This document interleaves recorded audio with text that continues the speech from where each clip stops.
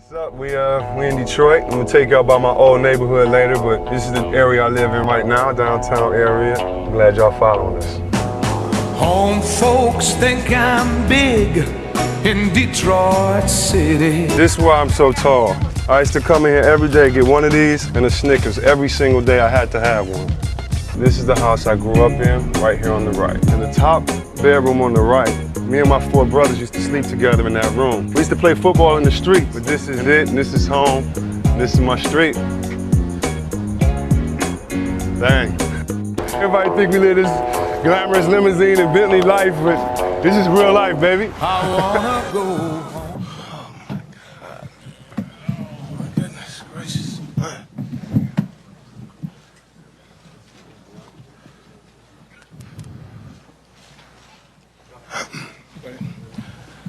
First of all, thank you all for coming out this afternoon. This is it's a very good day for all of us here. Usually you come and you just introduce players that you acquire, and you talk about what they can do on a basketball court to help your team win. And of course, we're going to do that today.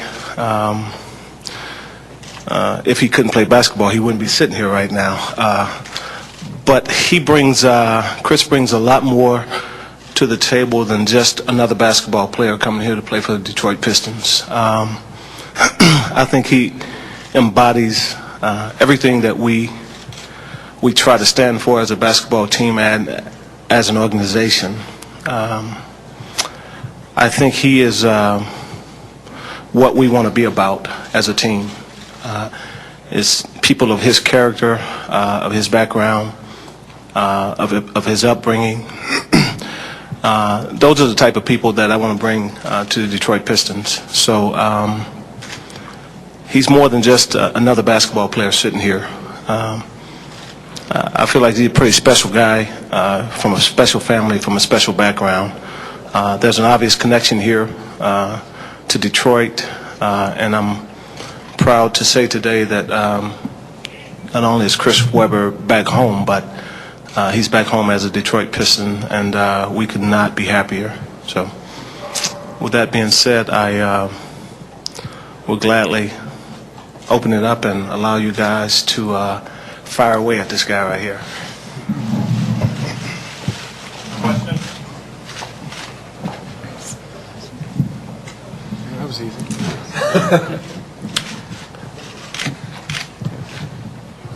Chris, can you just give us sort of your thoughts about coming home? Just it's been a while since we've seen you play here in a hometown jersey. Just what you're thinking about the chance to get to do that.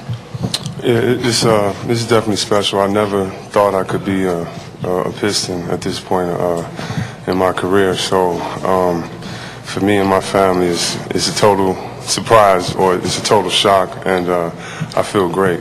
I feel renewed. I'm excited. I'm energized. I haven't felt this good about the game in a long time, to be able to come home, but to be able to come to a team, most important, that they have great veteran players and good people in the organization. So for me, that's what I'm really excited about. Being home, I'm here in the summer, but being home on a great team, that's what makes me feel good. Chris right here in the middle. Webber's debut with the Pistons against the Jazz. He is back home in Detroit.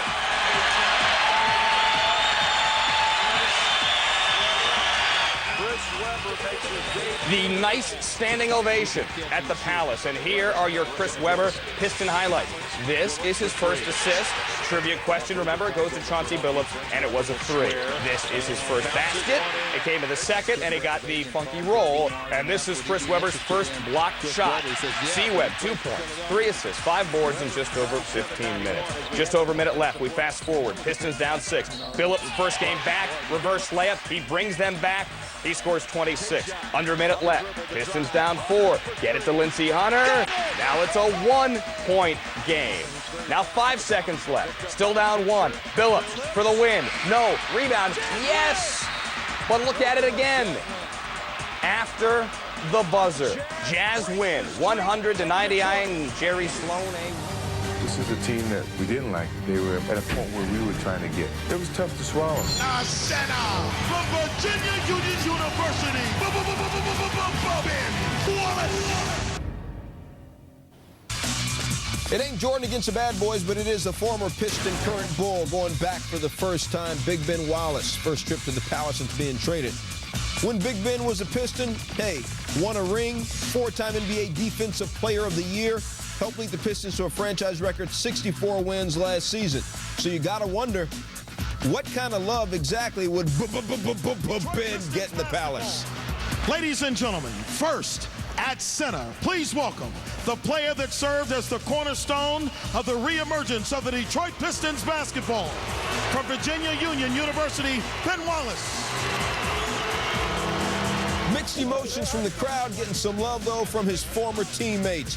Then it was time to ball. You know, Big Ben's not known for his offensive game, but check him out. No braids, he had to throw out and put it in. First points of the game for Ben. Bulls down 1. He scored 6 points in the game. Third quarter, he liked that offense so much, he decided to drive and, well, charge him, because he's got guns. He knocks people over when he hits. Flip Saunders liked that call, right? Wallace has been yelling at the refs for what he thought were missed calls. Refs had enough. They teed him up. Pistons would score 8 straight unanswered points. Fourth quarter, under 10 ticks left in regulation, game tied. Chauncey Billups missed the jumper, but Chris Webber, C-Web, had his back. This is the offense the Pistons got with the big man. Webber, 21 points, 9 boards, Pistons up 2. Bulls ball, 2.2 ticks left. Ben Gordon open from the corner. Ben Wallace, 6 points, 8 boards, 3 steals, 2 block shots. It comes in a losing effort. Pistons win at 95-90. As we mentioned a few moments ago, Chris Webber making his first start in a Piston uniform. In this, just his second game. He signed just 5 days ago. Back at the Palace in Auburn Hills. I think with Webber, too, if you're Minnesota, there's really no reason to double team or help. You make him make plays. And he made one right there. Webber slams it home. He is who he is now. I mean, you're not going to change this foot. Now that's different. He didn't shoot a lot of threes, although Coach Casey said he practices every single practice after practice is over, trying to extend his range. But, you know, Walls is a guy who I've always thought could dominate more than he does down low. Nice dish. Great pass by Chris Webber. That is what the Pistons expect to see from him. And if you saw the game on Wednesday, you noticed that a lot of his teammates were surprised at times, almost got hit in the head a couple times from some of the feeds that he provided for them. And that's exactly what Blunt did right there. Then you get the missed shot. That was a pass, which was a real nice backdoor cut by Rip Hamilton. He says it works. Whatever you're doing, stop and go a different direction. He's scaring me. Hey, that's how if that's what it takes to last 13 years in the league and make jump hook shots like that, I guess it works. You can see right here the post up by Chris Webber. Just, you know, good position. You still don't want him to catch the ball right on the block. And a nice job of creating space by putting shoulder in Blunt's sternum. And then still, the thing about him, he just doesn't elevate like he used to on the block. And he has trouble with longer guys. But I guess the older you get, the smarter you get. He knows what he's doing with his body. Go to him once again. They're certainly giving him a lot of touches and opportunities on the block. Working against Blunt, hands it off to Prince. And Prince is fouled and one. Hassel got him on the arm, and he'll go to the free throw line to try and complete the three-point play. This could be the best starting 5 in the league, but, you know, dictating on how they play and what they're doing, are they? Maybe one of the best. Webber inside, and Webber with 6 quick points in the ball game, and a couple of dimes as well. Wearing number 84 on the advice of a 7-year-old, his nephew. We'll tell you more about that on the other side. We're used to seeing C-Webb in the all-familiar number 4, but he had to go with 84 in a Piston uniform on the advice of his nephew, Colton. I said, but I can't wear number 4. He was like, you can't wear number 4? I said, no, what number should I wear? He said 84. Just that quick, and I was like, why? He said, get a pen and paper, write it down. At 7 years old, he's like, you wear 84 on my jersey. I wrote that down, I'm gonna wear 84 on my jersey. And his mother got on the phone and she said to me, he's been talking about this 84 all week. He had a dream or something like that, or he's been talking about this all week. And he said he had a dream, you know, he's told me winning with 84 on, so. I'll put a period on that story. I asked him if that was a championship dream or premonition, and he kind of smiled as if to say, yeah, it might have been. Big difference from a season ago with the Detroit Pistons. He started off 24-3. Tayshaun Prince with the turnaround. Maxiel collects the loose ball. Back to Prince. Pass inside, and Weber has himself another room service dunk. But he is a guy that feels a lot more comfortable, or looks a lot more comfortable, facing the basket.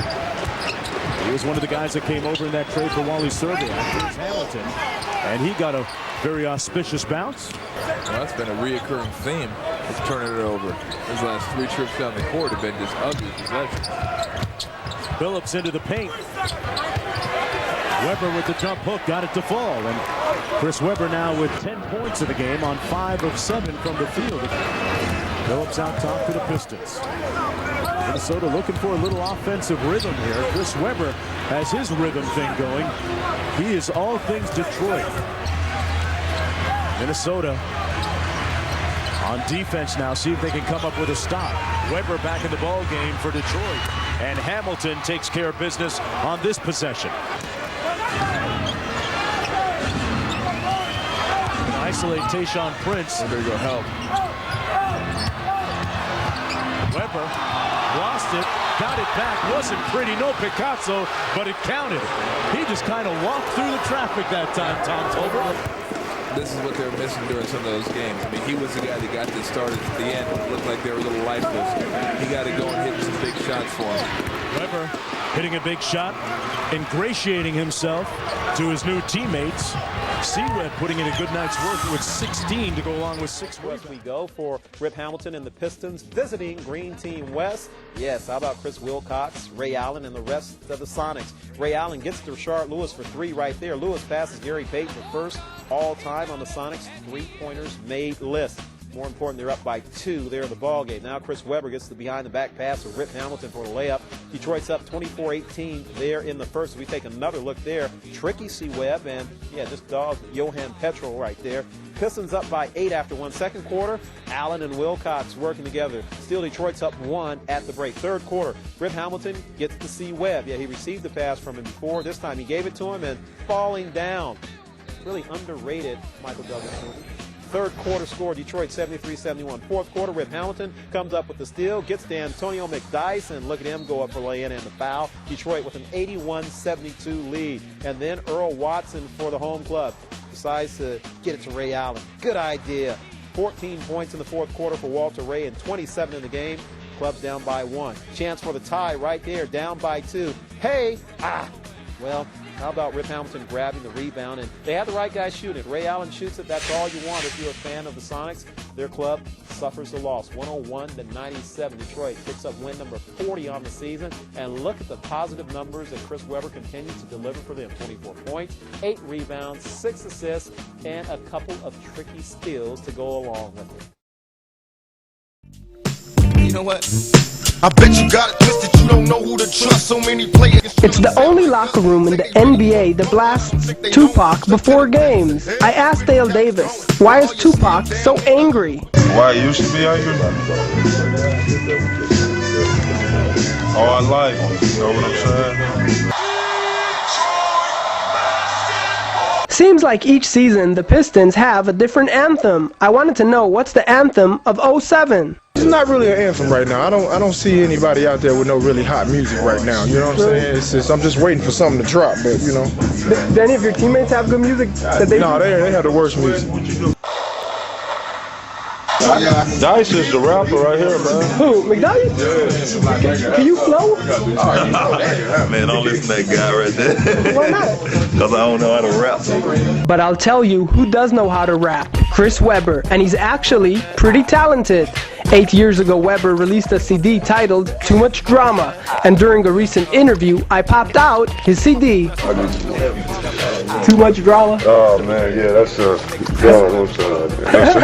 Why not? We're gonna start playing it everywhere. You're gonna put it on the radio in Israel? Oh man, that's okay. It's a little embarrassing, man. Why? Oh no, it's a little old, man. But it's good? Yeah, it's good. It's good, but it was, it was a while ago, so.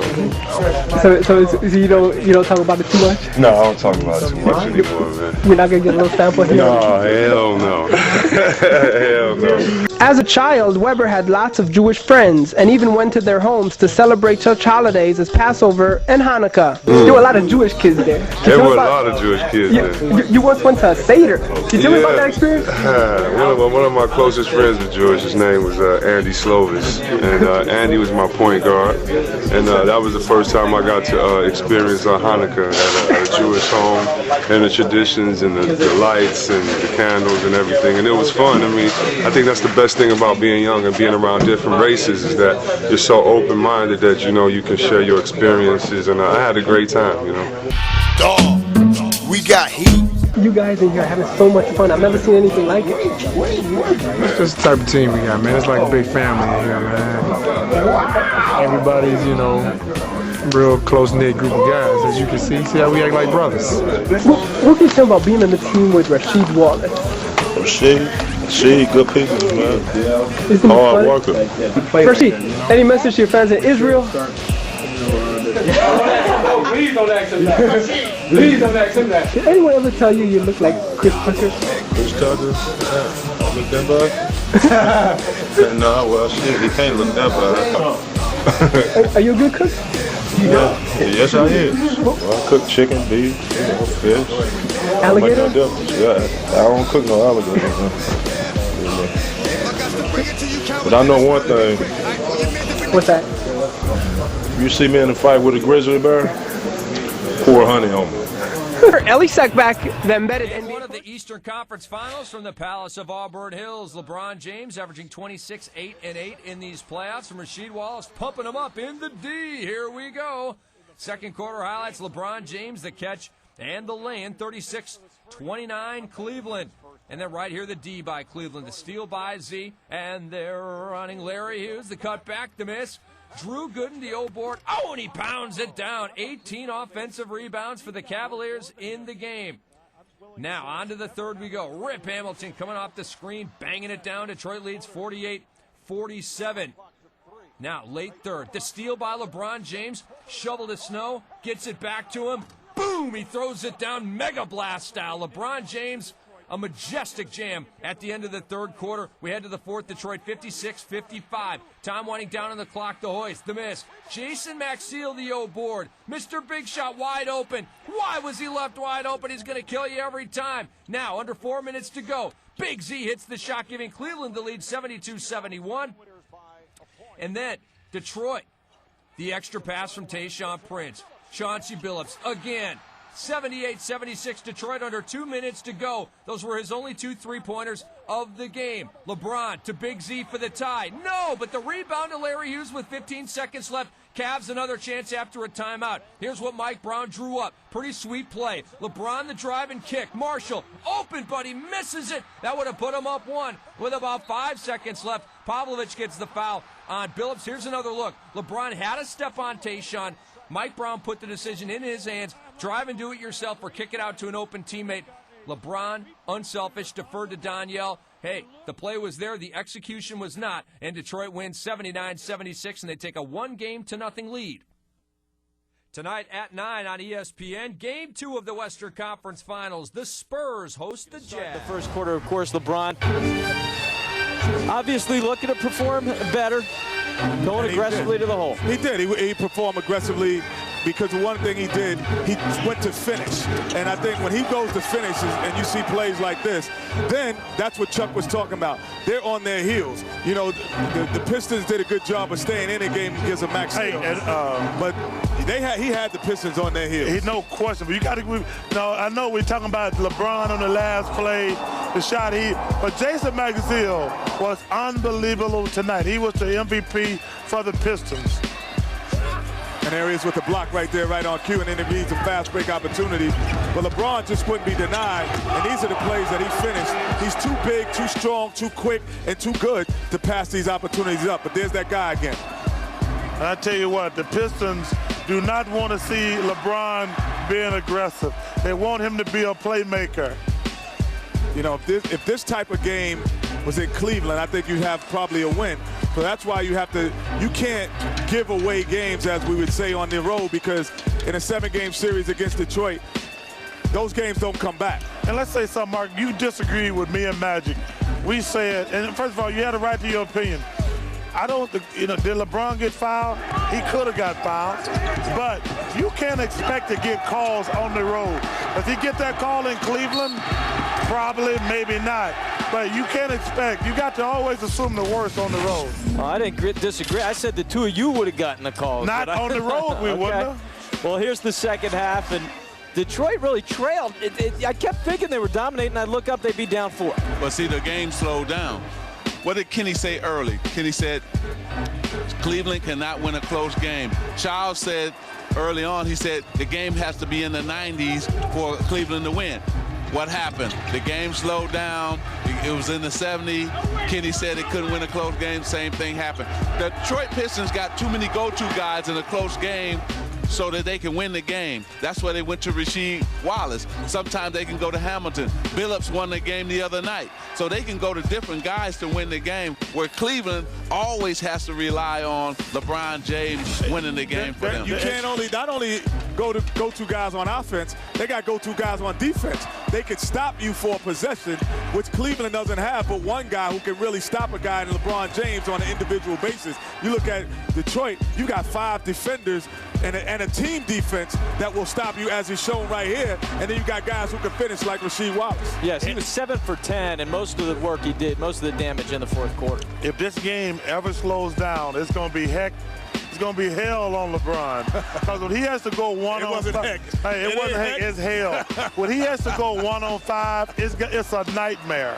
I think Coach Brown made a couple crucial mistakes in this. He's going to be kicking himself for not letting LeBron stay aggressive in the third quarter, trying to go on the Z, not taking the shot earlier in that shot clock and when the game was on the line for LeBron. Those were 2 crucial mistakes that he made. And then, to me, his best lineup tonight was his small lineup. Z was struggling. He should have kept him on the bench and let Damon Jones and some of those other guys, Gibson, play more. Hey, man, this is a hell of a shot. Yeah, this was the shot of the night right here. I mean, no. This was a game winner, but this is actually unbelievable defense. I mean, LeBron, he throws off Barajal, and LeBron is flying in, and that's a heck of a shot. And if you notice, Rasheed Wallace, got fouled early. Then he pushed off, so you saw the referees let people play down the stretch, and they weren't going to decide the game. So when LeBron goes in there and gets fouled, he doesn't get a foul either. They were letting them play and decide the game on their own. And Mark, let me tell you something. You can't expect to get calls on the roads. Yeah, that's been the golden rule. Oh, there's the final there. LeBron James, 19 points. I'm still waiting to get fouled in the Boston Garden in the playoffs. Gentlemen, the big event is finally here. The Chariots of Backfire.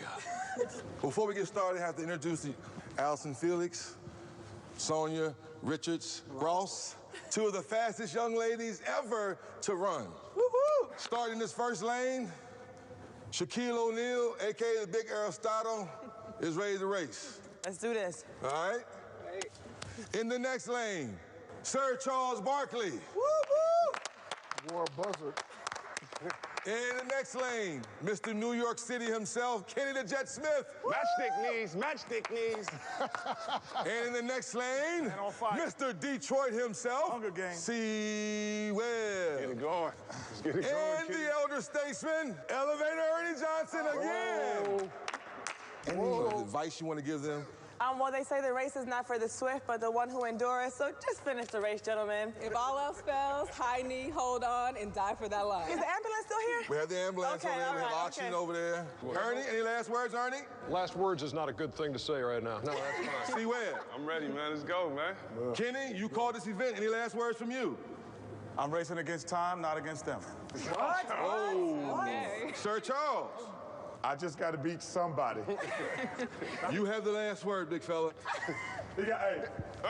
Hamstring. All right, gentlemen. Ready, set.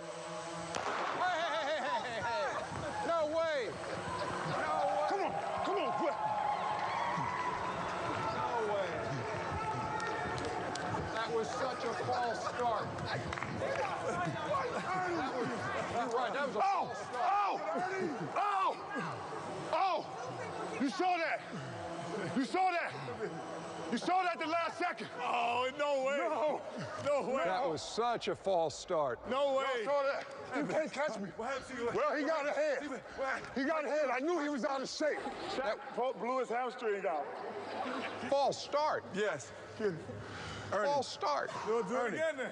I ain't doing it. I said ready. No. I know you did. But I'm just saying. They went before you powered. You look at the tape.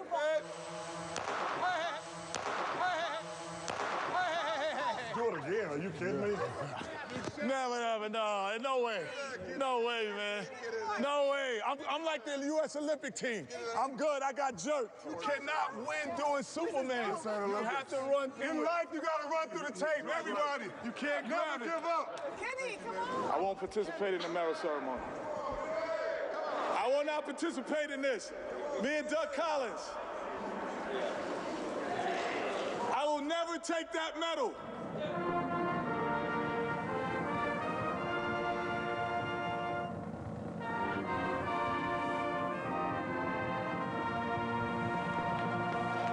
Run through the tape in life. Never give up. Run through the tape.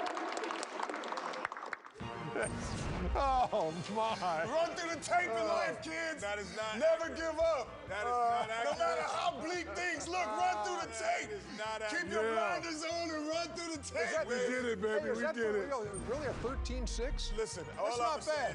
That's not I bad. could complain about. we I don't could wanna hear it. complain about the false start. I'm not going to say that, Ernie. I think you did get jerked in the false start. I could complain. No, you said Ernie was a jerk. Run through the tape. Hey, I could complain about. In life, when things get down and don't look great, what's that? Keep your mind straight and run through the tape. All I'm gonna say is, run through the tape in life, kids. Don't give up. I can complain. We can complain and say you were way ahead of me. You start celebrating. He was happy. No. You were unfocused. You in your New York state of mind. You can't look at the tape. Look how. This is who funny. would you rather be in this race, lady? I promise you. I look over at Kenny and I said, "Here I come." And watch this. Look right there. And I said, "Here I go." Watch this. And I said, "Here I go." It's over. It's over, ladies and gentlemen. It's over. It's over. Please rewind. It's over. It is over. Please rewind up to the 30-yard line. Look. That is. No. Look at his feet. Look at his feet. Look at my foot. Look at my foot. Look at the feet. Torso. But if you rewind to the 30-yard line, no, there's a a foot. It is not your feet or your hands or your head. What are you talking about? If you rewind to the 30, if they rewind to the 30-yard line, you see where Shaq pulled his hamstring. We got to make sure we thank Allison and Sonia for coming in. They were great. And all the folks at Georgia Tech for helping us. And a special thank you to the guys at Davis Middle School, where my daughter Maggie teaches, because they let me use their track for my training on Saturday. And really sorry you lost for y'all. See all the good it did for me. I will say this last thing. And the Georgia Tech. I'm not gonna be bitter. You know what? Being the rabbit and being the hare, I did celebrate at the 20 Watch yards. this, Shaq. I was up 20 yards. Watch this, Shaq. I'm sorry. I was. Look, I'm talking to you, Kenny. No. I'm talking. Watch Shaq right here. Look how Shaq pulled up right there. Hey, Bye-bye. Run through the tape. Run through the tape. Run through the tape. Run through the tape. All I'm saying is, America, would you rather be the guy laughing as he's running or dying to get and grab the tape? Always be real, never be fake. Oh, my God. If you sit next to somebody that hate, there they are. Run through the tape. Gold. Money. I did it, mama. I put that next. Oh, he's I did it, mama. Still not accepted his silver medal. That's all right. Nobody care about you. That's all right. I will never touch that medal. All I'm saying, listen, man, you can't grab the tape. That's illegal. You have to have your torso. Well, we could argue this for the next 2 hours. We probably will. Talk about the comeback. Meantime, that's a wrap. I hawked you down. For Inside the NBA, presented by We did it, baby. For Shaquille O'Neal. Oh, my goodness. Run through the tape in life, For Chris everybody. Weber, for Kenny False Smith, for start. Charles Barkley. Grabbing the tape, and it still was like I was up. It's on TV. You can't help but go to Chris Weber, the Detroit native, the Detroit product, to get some recollections of what you remember best growing up as a Piston fan. Well, you know, by us being here on Fan Night, and actually it's really funny. I grew up a big fan of yours at UNLV, listened to you on TV, and I was talking to kids this week at charity events, asked them what inspired people, what got you going, those type of things. And so I really got to thinking about the Detroit Pistons and just how they inspired me growing up. So you have to think, I come from a hard a hard hat city, blue collar city, and these guys were the guys that represented us.